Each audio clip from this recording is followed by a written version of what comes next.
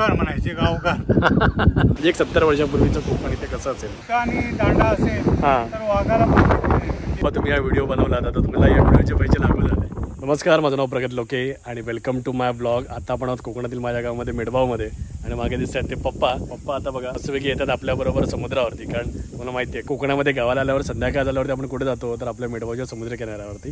तर मी आहे, पप्पा आहे आणि प्रेरणा तिकडे गेट उघडते. तर चला आता आपण जाऊया ते आपल्या कोकणातल्या मेडबावच्या समुद्रावरून. तिकडून आपल्याला बाजारात पण जायचं आहे. चला. मी पप्पा आता बघा उभं राहिल्यात आणि आता दांडा घेऊन आजकाल फिरत असतात सगळीकडे. लांब नाही म्हणजे घराच्या आसपासच जवळपास फिरतात ते आपलं मस्तपैकी. आणि प्रेरणाने उघडला इकडे गेट आणि आता आमच्या घरामध्ये पण आता बाकीचे सगळेजण पण यायला लागलेत कारण आमचे परवा प्रोग्राम आहे लोके कुलस्वामीचे आपलं प्रगत होमस्टे. ओके सो या चला निघूया आता पटापट समुद्रावर जायला. का मस्त वातावरण झालंय बघा ना, छान हवा सुटली आहे, थंडगार. दुपारी जेवून ना थोडा झोपलो आहे त्यामुळे एकदम फ्रेश वाटतंय. कालचा थकवा सगळा निघून गेलाय आणि आता तर अजूनच फ्रेश वाटेल समुद्रावरती गेल्यावरती. चलो. सो जानाता जापान पहुंच गए चीन त्यातला प्रकार झाला. आम्ही जात होतो समुद्र किनाऱ्यावरती आपल्या मेडबावच्या, पण पप्पांची इच्छा झाली की आपण कुडसात जाऊया. तर आता आलो होतो आपण आपल्या कुडसामध्ये. तर चला आता कुडसाचा सनसेट बघूया मस्तपैकी. नाहीतरी तो प्रेरणाचा फेवरेट सनसेट आहे हा प्रेरणा. यस, इथून सनसेट दिसतो तो भारीचा. सो आपली गाडी ओके पार्क केली इकडे. आपण असं चालत जायचं आहे. इकडे बरंचसं असं वरती खालची एरिया होता पण आता एकदम छान सपाट करून घेतलेला आहे सगळं. बघा प्रॉपर सगळे दगड वगैरे झालेले आहे म्हणजे मोजणी झालेली आहे. बघा काय मस्त सनसेट होतोय बघा. वाव भारीच ना. आणि असं डोंगर कोणी विकत घेतलाय तुम्हाला माहिती आहे का? कमेंट करून सांगा. सो भारीच भारी वातावरण आणि समोर दिसतो तो समुद्र. सी व्ह्यू प्रॉपर्टी काय म्हणतात. सगळ्यांना ना प्रॉपर्टी हवी असते ना ती एकतर रिव्हर टच हवी असते, नाहीतर सी टच हवी असते, नाहीतर सी व्ह्यू टच हवी असते. ओके सो ही अशीच प्रॉपर्टी आहे पण नॉट फॉर सेल. भारीच वातावरण मस्तच वाटतं. होप सो इथे लवकरात लवकर आहे काहीतरी चांगली डेव्हलपमेंट होईल. झाली तर नथिंग लाईक इट. हो बघा काय मस्त स्पॉट आहे बघा. सो आता मी आजकाल कर्जतमध्ये भरपूर ॲक्टिव्ह आहे. आता कर्जतमध्ये मी कर्जतमध्ये कर्जतमधल्या प्रॉपर्टी दाखवतो. म्हणजे मित्र वगैरे आहेत ते परिवारातले आणि त्यांना मी ना या प्रॉपर्टीचे फोटोज दाखवते म्हणून उडालेत ते याला. म्हटलं का ऑसम प्रॉपर्टी आहे, भारीच प्रॉपर्टी आहे तुमची पण. सी व्ह्यू प्रॉपर्टी एकदम छानच वाटतं असं इथे आल्यावरती. कोणाकोणाला इथे येऊन राहायला आवडेल मला कमेंट करून नक्की सांगा की आता नाही मे बी आफ्टर 10 years थोडीफार आपण काहीतरी प्लॅन करू शकतो इथे. पण आता सध्या तरी मला असं वाटतं ही जमीन ज्यांनी विकत घेतली आहे तर त्यांनी बघा मस्त छान असं सपाट करून घेतलेलं आहे प्रॉपर प्लेन करून. ही काय आमची जमीन नव्हती, ही कोणाची तरी दुसऱ्यांची आहे त्यांनी घेतली आहे. आणि आता ना मस्त जागा मिळाली, ही जागा मिळाली मस्त जागा आहे. सो इथून तर सनसेट एकदम भारीच दिसतो JCB वगैरे लावून. पण काय म्हणा खर्च पण आहे अशी जागा डेव्हलप करणं. It is not easy. काय म्हणतं वा सनसेट बघा फक्त सनसेट. इथे राहायला लोक मलाही आवडेल म्हणजे इथे राहायला कारण अशी मस्त हवा लागते ना इथे. ओके तुम्हाला फॅन बिनची काय गरज पण नाही तुम्हाला तर माहिती आहे. सो अशी जर तुमच्याकडे जागा असेल कृपा करून विकू नका तुम्ही नक्कीच बघा. आणि हा प्रायव्हेट बीच आपण आपल्याच जागेत येतो.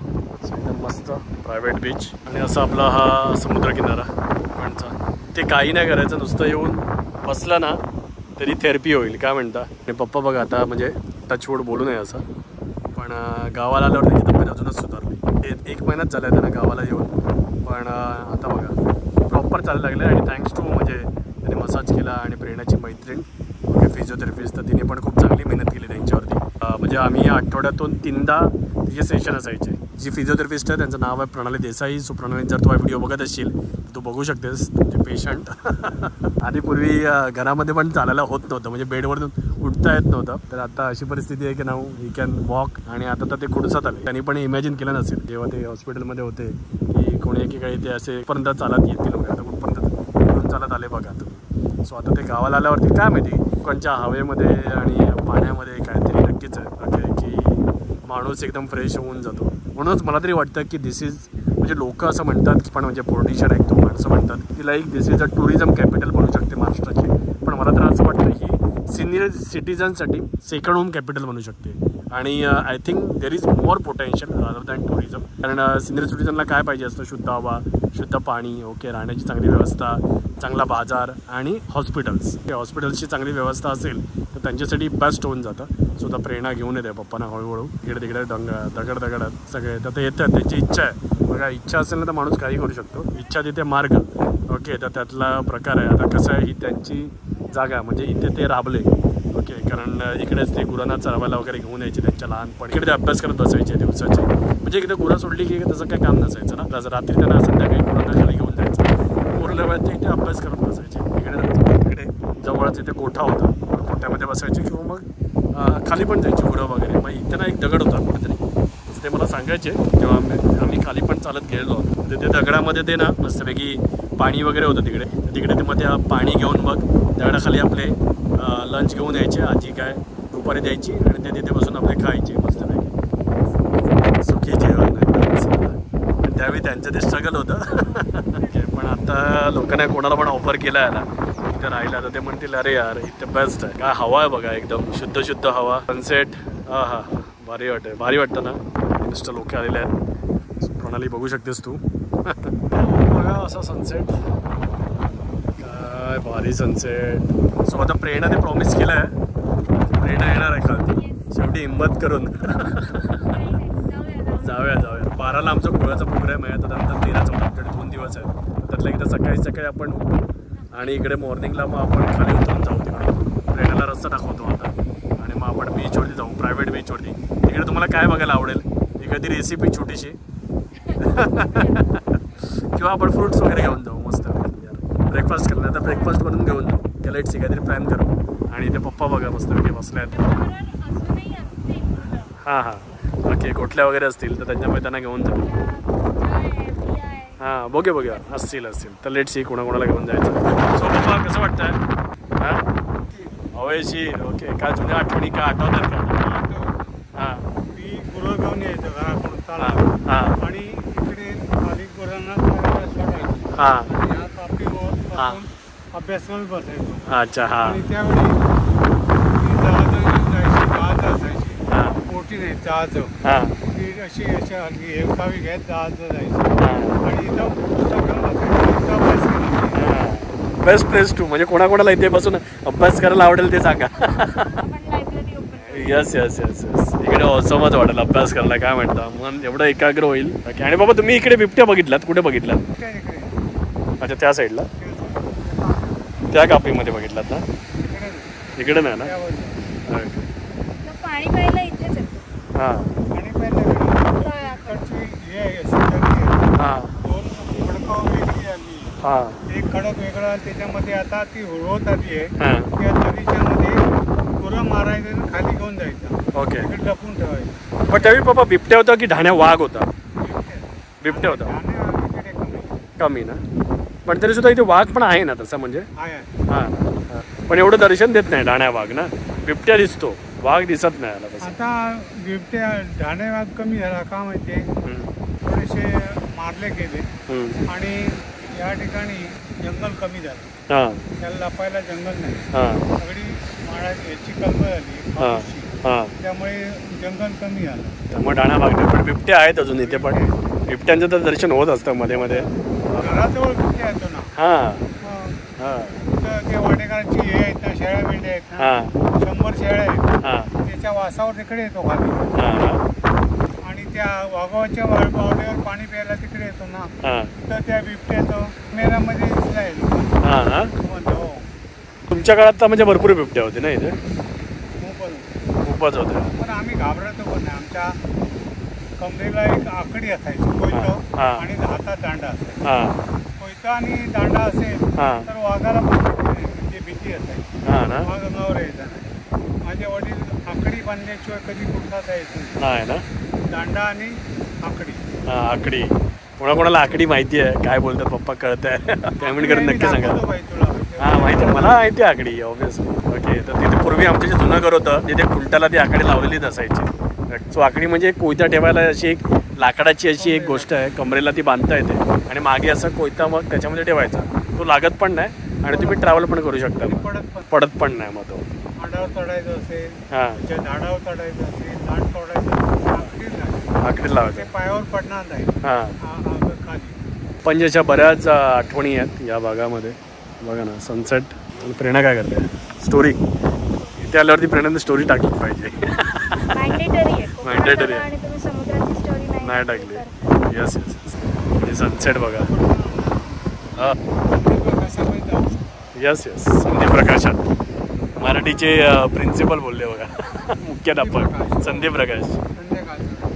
सो बघा मस्तपैकी बसले आहेत ओके मागे आणि थोडं ते त्यांचा मी टाईम एन्जॉय करतायत ओके आणि त्यांच्या लहानपणीच्या आठवणी त्यांना आता येत असतील काय माहिती त्यावेळेचं कोकण कसं असेल म्हणजे 1950च्या दशकात आणि तरी वेगळंच असेल असं वाटतं. आणि त्यावेळी तिकडचं वातावरण पण वेगळं असेल. आज जवळजवळ 1950 जे 74 नंबर त्यांचा 15 तारखेला बड्डे आहे 15 मेला तर त्याच्यामुळे आम्ही 16 तारखेला निघलो मुंबईला झाला कारण त्यांना इकडे बड्डे सेलिब्रेट करायला नेहमी आवडतं कारण इकडे कसं असतं 12 तारखेच्या प्रोग्रामला जे सगळे आमचे आलेले असतात लोकेपतून वाडीतले आमचे 4 घरातले आणि त्याच्यामुळे कसं सगळी गडबड असते आणि मग ते इकडे जरा पार्टी वगैरे देतात 15 तारखेला. सो मग जरा एन्जॉयमेंट वगैरे होते आणि मग 16 तारखेला आम्ही निघायचा प्लॅन हे पण इमॅजिन करा तुम्ही 74 ते 75 होतील आणि 75 वर्षापूर्वी म्हणजे जेव्हा ते 5-6 वर्षाचे असतील तेव्हापासून ते इथे येतं म्हणजे एक 70 वर्षापूर्वीचं कोकण इथे कसं असेल आणि त्यावेळी तर पूर्ण डिफरंट सिनारी होता आणि मी कधी इमॅजिन करतो अजून 75 वर्षानंतर कसं असेल ओके मी हा सगळा एरिया इथे डेव्हलप जायला असेल मी इथे मला पण नाही माहिती ॲक्च्युली ओके. सो मी तर काही करण्याचा प्लॅन नाही करत आहे. So we are planning to keep our land like that okay. So for personal use कारण अशी कुठची तरी लँड पाहिजे जी फक्त आपल्यासाठी पाहिजे. मेडभावचं पण होमस्टे मी जसं तुम्हाला बोललो मला काही तो होमस्टे चालवण्यामध्ये इंटरेस्ट नाही आहे फक्त काय आपल्या गावातलीच माणसं येतात कधी कधी पर्यटक येतात जे मध्ये व्हिडिओ थ्रू जोडलेले असतात तर त्यांना तिथे येऊन राहायला आवडतं ओके. म्हणून मी ते आहे बाकी तर ओके. मिडभाव म्हटलं की only for personal use okay. So आमचं मिडभावचं घर पण म्हणा किंवा आजूचा परिसर किंवा इकडे हा पण एरिया ते सो स्वतःसाठीच ठेवायचं आहे म्हणजे आमच्या फॅमिलीसाठी ओके. सो चिल रिलॅक्स करायला आता सनसेट होतो आहे तरी आता पप्पांना घेऊन पण जायचं पटापट गाडीपर्यंत ओके. तर ते हळूहळू चालतील जरा त्याच्यामुळे जरा आता आम्ही निघतो खाली जायला आणि तिथून मग पात्रात पण जायचं आपल्याला. चला निघूया.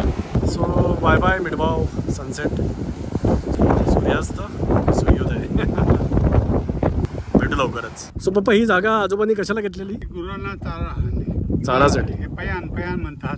हिरवा चारा कापायचा आणि तो सुकवायचा आणि त्याच्या पेंड्या बांधायच्या छोट्या आणि त्या पेंड्या डाळून ठेवायच्या आणि